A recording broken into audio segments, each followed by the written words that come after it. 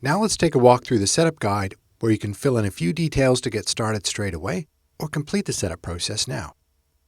Like anything, however, it's important to get things right from the beginning. Start with filling out your organization details, like your legal trading name and the name you want to display in Xero and the contact details.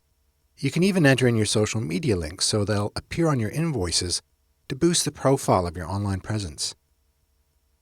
Then you can move on to financial settings, where you can enter things like your financial year-end date, sales and purchase tax info, like GST or VAT, depending on your country edition of Xero. Invoice settings is where you can upload your logo and enter a footer message for your invoices.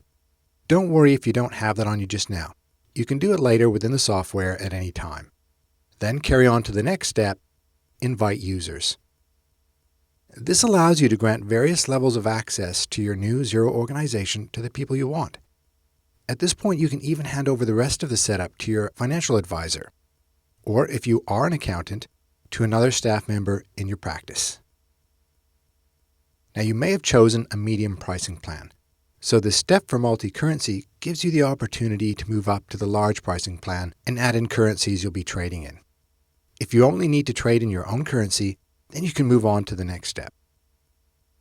Here you can add additional tax rates to the standard default ones, if you have any special requirements, but normally the defaults will have everything you need covered, so we'll click Next. And here you can choose to import your own chart of accounts, or you can use the Xero default one. For this example, I'm going to use the Xero default one. I can still import my own customized chart later when I'm ready. Xero will just overwrite this default chart with the newly imported one, only holding on to any accounts I may have used. Also, you can add your bank accounts here and put in the details.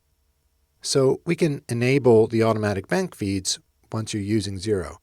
Again, if you don't have those details right at this minute, you can finish that later within the software. If we didn't import our chart of accounts in with balances, or chose the Xero default chart, then we'll need to enter the balances ourselves in our next step, conversion balances.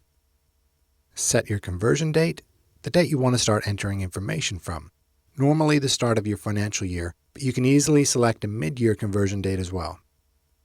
Then enter the opening account balances as at that date. Or if you don't have those figures yet, just start with your bank balances. That's okay, you can come back to the rest of the conversion balances later and invite in your accountant or bookkeeper who'll be able to advise where the balances should go and ensure your chart of accounts are customized to suit your business. We'll look at conversion balances and the chart of accounts a little later in this video series. If you are going to enter the balances now, and you have more unpaid invoices and bills to bring over than you'd care to enter in manually, then leave out the accounts receivable and payables balances for the time being. That way, you can import in the invoices later on when you're in the software, and then go back and enter the receivable and payables balances to match to the total of your invoices and bills. Achieving your correct opening sales and purchases position is also covered in more detail later in this series. Once we've moved on to the next step, we are now in our new Xero organization. One last thing, on the dashboard, click Get Bank Feeds, where you're taken through the process to set up bank feeds so your bank activity can be pulled into Xero automatically. Check out our help guide at help.xero.com and Getting Started for a complete guide to setting up. And our following videos in this series will also take a closer look at importing from your old system and entering in your opening conversion balances.